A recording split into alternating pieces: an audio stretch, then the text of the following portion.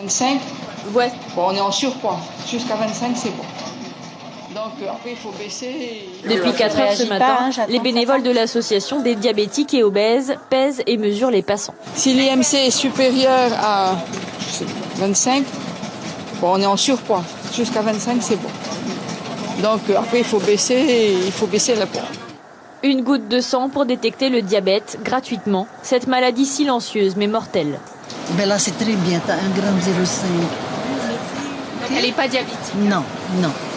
Comme on t'a dit, c'est pas parce qu'on est obèse qu'on est tous diabétiques. Hein? C'est une maladie qui fait peur parce que nous, on ne sait pas. Hein? C'est toujours bien de se surveiller quand même. Et puis comme j'ai vu, je me suis arrêtée, je me dis pourquoi pas. D'autant que les occasions se font de plus en plus rares. D'un dépistage par mois, l'association est passée à un par an sur Tahiti.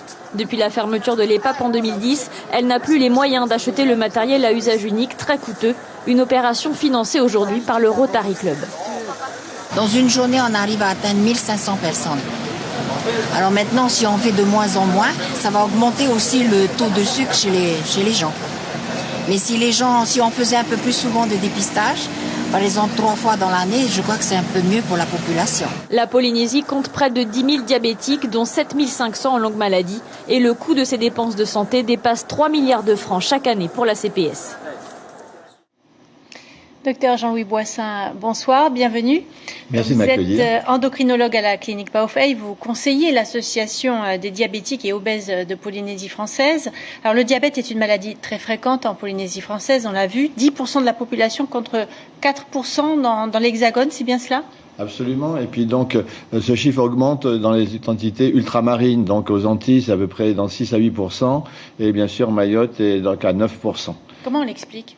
C'est la transition alimentaire qui s'est mal passée d'une justement économie de subsistance où les personnes pêchaient, chassaient, cueillaient et cultivaient surtout. On est passé à une économie de rente avec le supermarché et surtout, vous voyez, tous les plats préparés qu'on va chercher facilement en grande quantité et ils sont souvent trop salés, trop gras et trop sucrés. Alors il y a plusieurs types de diabète. Est-ce que c'est forcément une conséquence de l'obésité ?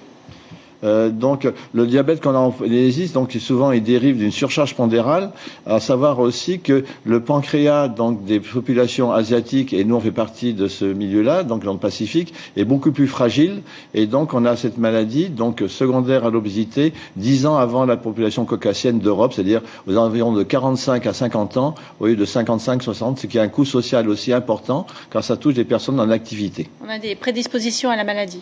Il y a des prédispositions à la maladie, surtout par rapport à l'obésité aussi, qui était un gène qui conservait, qui était donc bénéfique quand il y avait les grandes traversées dans le Pacifique.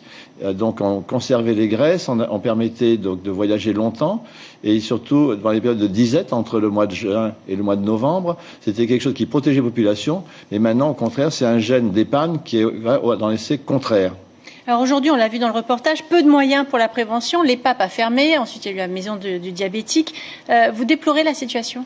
Absolument. Et on a eu la chance de rencontrer le ministre de la Santé ce matin et qui nous promet que ça va changer et que, en particulier, le gouvernement va prendre des dispositions parce qu'il faut savoir particulier que la loi Hurel sur les produits sucrés est applicable dans tous les territoires et départements d'outre-mer, sauf ici. Donc déjà, ce serait une bonne chose qu'il y ait moins de sucre dans les aliments. Et deuxièmement, il se propose donc de faire passer à l'Assemblée de Polynésie un nouveau projet de loi pour taxer plus le sucre et les graisses.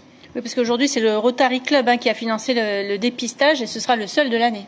C'est-à-dire que c'est le seul de l'année à cette donc dimension. On continue de temps en temps à faire des dépistages au niveau justement des interventions dans les collèges, parce que le dépistage, c'est pas uniquement de chercher des patients, comme on cru longtemps à Santé publique, c'est au contraire de prévenir la maladie. Je vous rappelle que bonjour en tahitien, c'est-à-dire Kia orana, comment va ta santé? Eh ben, aujourd'hui, il y a 1200 personnes qui sont venues nous voir pour savoir comment allait leur santé. Et en majeure partie, elle était bonne. Alors, quel comportement adopter de toute urgence dans notre quotidien ? Ben déjà, les activités qui ont été, du moins les actions qui ont été établies depuis quelques années commencent à porter les fruits. Le slogan bouger, ben la population commence à bouger. Ben, j'étais il y a pas très longtemps à Raiatea et j'étais stupéfait du nombre de clubs de sport qui étaient montés et de voir des sujets de toute taille, de tout poids et de tout âge qui couraient dans les rues de Uturoa. Ça, c'est un bon signe. Regardez la route des plaines, il y a toujours du monde. Les jardins de Baofei, il y a du monde. Donc il faut être positif. On va y arriver.